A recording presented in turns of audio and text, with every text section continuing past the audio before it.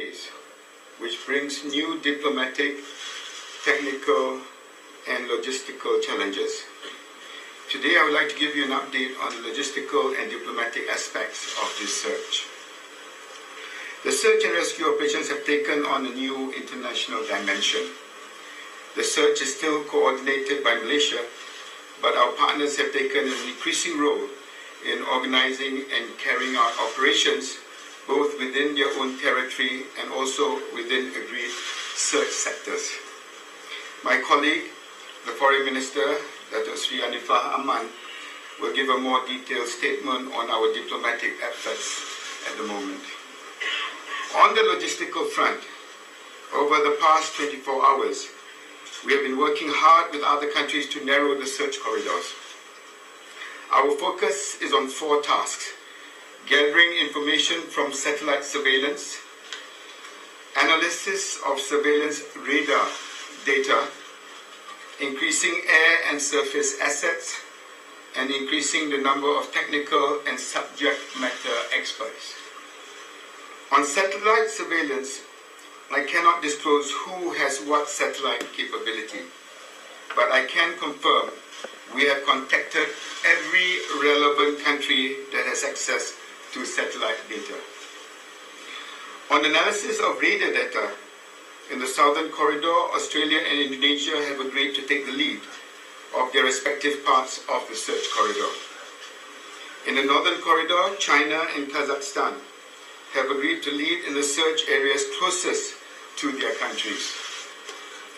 On air and surface assets, I've spoken to almost all ASEAN leaders to request further support, including assets with deep ocean surveillance detection capabilities. We are also asking international partners who have assisted us before to take another look at their primary radar data. In the Northern Corridor, we have divided the search area into 7 quadrants. Each of the 7 quadrants is 400 nautical miles by 400 nautical miles, or 160,000 square nautical miles in total. We have also divided up the Southern Corridor into 7 quadrants. Just like in the north, each quadrant covers an area of 160,000 square nautical miles. The entire search area is now 2.24 million square nautical miles. This is an enormous search area, and it is something that Malaysia cannot possibly search on its own. I am therefore very pleased that so many countries have come forward to offer assistance and also support to the search and rescue operation. In terms of the deployment of specific assets, today the Royal Malaysian Navy deployed 2 more ships to the Southern Corridor. This deployment includes the Super Lynx helicopter, which can operate from either ship. This brings the total number of nation ships deployed to the Southern Corridor to 4, with two Super Lynx helicopters. Today, Malaysia also deployed 2 C-130 aircraft to the Indonesian sector of the Southern Search Corridor. Other countries are also contributing the following assets. The United States has deployed 1 P-8 Poseidon and will redeploy the P-3 Orion aircraft. Australia, as I mentioned yesterday, has deployed 3 P-3 Orions and 1 C-130 Hercules. New Zealand is redeploying a P-3 Orion to support Australian search efforts. The Republic of Korea has committed 1 P-3 Orion and 1 C-130 Hercules. Japan has committed 2 P-3 Orions, 2 C-130s and 1 Gulfstream jet. The UAE has committed 1 C-17 aircraft and 1 Bombardier Dash 8 aircraft. The assets from Korea, Japan and UAE are currently in Malaysia awaiting orders from their respective governments. Aside from deploying its assets to the Northern Corridor, China has also made arrangements with Australia to deploy an aircraft to the Southern Corridor. I would like to clarify what has been said about ACARS and the sequence of events before the air turned back. On Saturday, we stated that, I quote, "Based on new satellite information, we can say with high degree of certainty that the Aircraft Communication Addressing Reporting System, ACARS, was disabled just before the aircraft reached the east coast of Peninsular Malaysia. Shortly afterwards, near the border between Malaysian and Vietnamese air traffic control, the aircraft transponder was switched off. These findings were drafted together with representatives from the lead international investigators based on the information available at that time.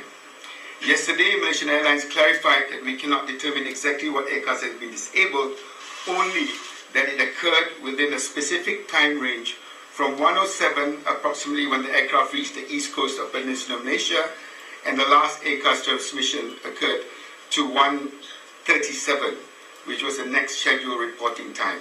This is indeed the case.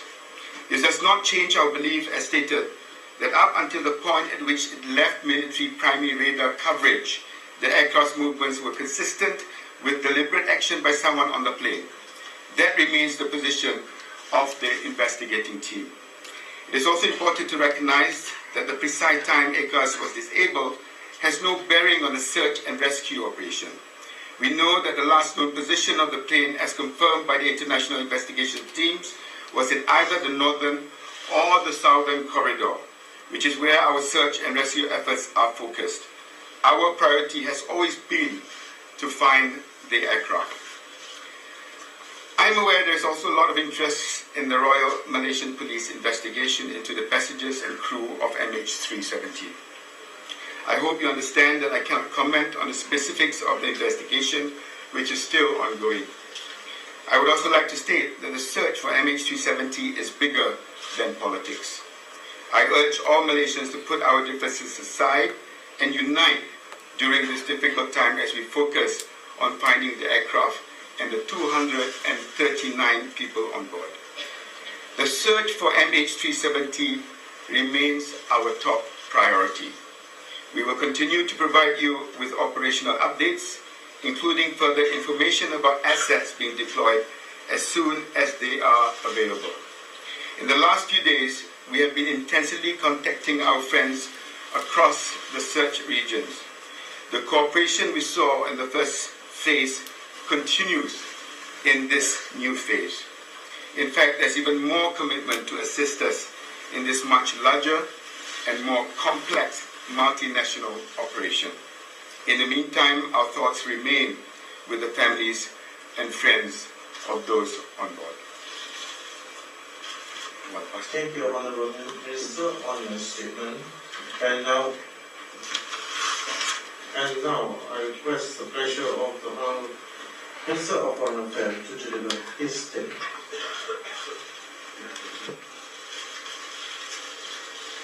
Bismillahirrahmanirrahim. I just wanted to give you briefly what the task of the Foreign Ministry that has been entrusted to us. First is to seek the assistance from the search and rescue operations. And there are 25 countries that's involved. And we have sent 12 diplomatic notes to the northern corridor and to southern corridor. Now, the response has been excellent. And this is due to the good relations that we have with all countries, and especially the Prime Minister, who had called many presidents to seek their assistance. And there are 9 other countries that does not fall under the 2 corridors which the Minister has explained that has come forward to assist, namely US, South Korea, Japan, and others. Now, this is a very complex issue. We're talking about 25 countries and how to coordinate these 25 countries with different ideologies and system of government. But two main reasons. One is, of course, I said we have excellent relationship with those countries that's involved. 2, because this is something that of concern to all of us on a humanitarian aspect. Now, I have been calling the foreign ministers, all those that involved, and the Prime Minister has spoken to many presidents of the countries and the Prime Ministers. And as I said earlier, where and when that this assistance is required, where a country cannot mobilize the assets, then we will come and assist them from the operation center here. Now, let me tell you that during our conversations, it's, as I said earlier, It is a very, very complex issue which covered a very wide areas, and therefore we fully appreciate all the cooperation that has been given to us, and those foreign ministers that has been constantly calling me and to offer assistance. And I just came back from Europe, and all those countries that I've met, they have expressed sympathies on what has happened, and also offered whatever assistance that is required of them in order to locate this aircraft. Now, whatever it takes, I think it's very, very clear. The minister has made it very clear. Our main objective is to locate where the aircraft is found. Politics is not important, and I do not think anybody should see cheap publicity of what happened now. This is an issue of major catastrophe, and therefore all efforts should be focused on finding the blame. Thank you. Okay, ladies and gentlemen, the floor will now be open for Q&A. We'll start with the first session with the local media. So we'll start from this corner, please. Okay, all gentlemen in front here, please. Identify yourself, sir. I'm Farouk from TV3 Paris. Dr. Sri Shamudin, di sebelah sini. Sorry. Okey, terima. Okey, mengenai dengan simulator penyiasatan mengatakan ada 5 apakah terbang haram ataupun hantu disiasat di dalam simulator oleh Kapten sehari, dan keduanya, apa mungkin kerajaan Malaysia sekarang ada menular di sosial media mengatakan di Malaysia tempat lahir teroris, dan mungkin kerajaan Malaysia ingin mengatakan sesuatu. Pertamanya dari segi simulator, saya nak menyatakan di sini bahawa semasa IGP menghadiri PC kita dahulu, ia tak ada timbul pun perkara yang dibangkitkan tadi. Tetapi dalam masa... All right, we're going to keep following this news conference for you, bring you any new details that come out of it. Let me just quickly summarize what we just learned. The search area for Flight 370 is now just simply enormous. It's expanded to 2.24 million square nautical miles. That is a very, very large search area. They outline how so many countries are now involved with that search, both on land, on sea, and now underwater. They've called in some deep ocean surveillance resources to look into what may have happened and where that flight may have gone. Another key statement from the Malaysian Defense Minister: they still believe the facts point to a deliberate action by someone on board that plane. Now, that could mean a whole range of different things. There are so many questions about what that might mean. I want to bring in a guest right now. Steve Wallace is with us. Steve is an aviation expert. He has looked into this kind of thing before. Steve, let me ask you this. You're the former director of the FAA Office of Investigations. Steve joins us from Washington. Steve, one of the things that we've been discussing all morning is the flight computer. There are reports this morning that it was programmed on this course that took it away from Beijing. The question is, was it programmed on the ground? Was it programmed in the air? And who did program it? I want to ask you this. Could a pilot, is that something that a pilot could program in the air quickly to take it off its current course, and why would a pilot do that? It's absolutely something that a pilot could program quickly, and very often, particularly say if you're flying in a busy corridor in the United States, you're reprogramming those things anytime the controller, for whatever reason, has to change your route. So it's really very simple, and in fact, any pilot qualifying the airplane could do it easily, and even for an intruder or unauthorized person, it would not be difficult to learn how to do that. But if it does happen, or if it did happen in this case, it would indicate that someone did in fact do it. Someone did point this plane in a different direction. The reason for that, we're not quite sure, but a pilot could do that, as you said, to avoid heavy traffic. Could it also be to perhaps, as some have speculated, get to a point where they could land safely? Absolutely. I think still this is incredible that this far into the investigation, everything is still on the table. It is clearly shifting from, it's a combined civilian, kind of my area, and criminal investigation, but the emphasis seems to be shifting based on the evidence towards some unauthorized criminal act. Now, we did speak to an aviation expert earlier who suggested that maybe there was something wrong with the flight. If there is some kind of mechanical issue, could you program in those waypoints quickly enough to try to help you address that mechanical issue? You could, but there really wouldn't be any reason to, and there are multiple means with this very modern, sophisticated airplane to make a distress call. They clearly were they were between air traffic control facilities, but they were in a position where they could have called the one they were just talking to or the one they were supposed to talk to. They can immediately program an emergency code into the transponder. It's universally known to pilots. And yet instead the transponder apparently was turned off. Now these waypoints, this computer programming, would that indicate anything about altitude? Because one of the things we've been hearing over the last few days is this plane may have flown as high as 45,000 feet, going down quickly to 20,000 feet. Is that something that'd be programmed into the computer as well?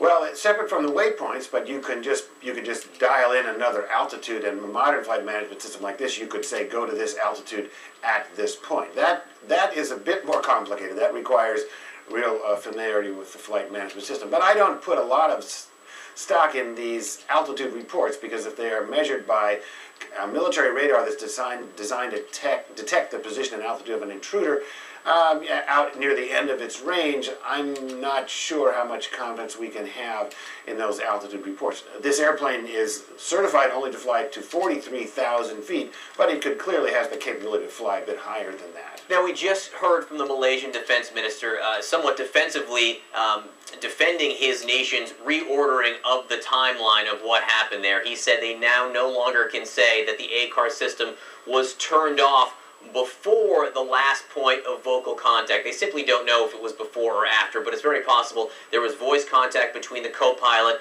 before the ACAR system, that's a data transmission system, was somehow disabled, before the radar was somehow disabled. But this defense official went on to say that in no way affects where they are now searching for this flight, because that doesn't impact this satellite system that detected it flying for 5 to 7 hours afterwards on one of these two giant arcs. Does that make sense to you? Well, I think that there isn't a huge amount of significance to whether the ACARS was switched off and the transponder was switched off and the airplane turned. The sequence of the events, to me, is really not so important. What it does reflect is a pattern we've seen from the beginning of this investigation, which is that the evidence seems to keep changing. And the other thing that is very difficult for kind of a Western world accident investigator to grasp is the notion that the defense minister is leading this. He's acting transportation minister. What really was lacking here is an independent accident investigation agency that takes charge on day one and runs an investigation with the best international experts and a high level of transparency. Quickly, Stephen, can you recover from that? Can you recover from that lack of coordination, since it did not appear to be existent in the first few days? Well, I think that's the good news. With every press report, press conference, I think they're getting better at that. And I think they're getting better at doing what they should have done on day one, which is get the best vetted evidence before the best experts in the world. And, there's more to this investigation than searching for the aircraft. That may be priority number one, but, as we've seen now, there's a focus on these other things, the pilot's history and the passengers and that sort of thing. All right, Steve Wallace, thank you so much for being with us, shedding light on this situation, former head of FAA investigations. Really appreciate you being with us. There have been many developments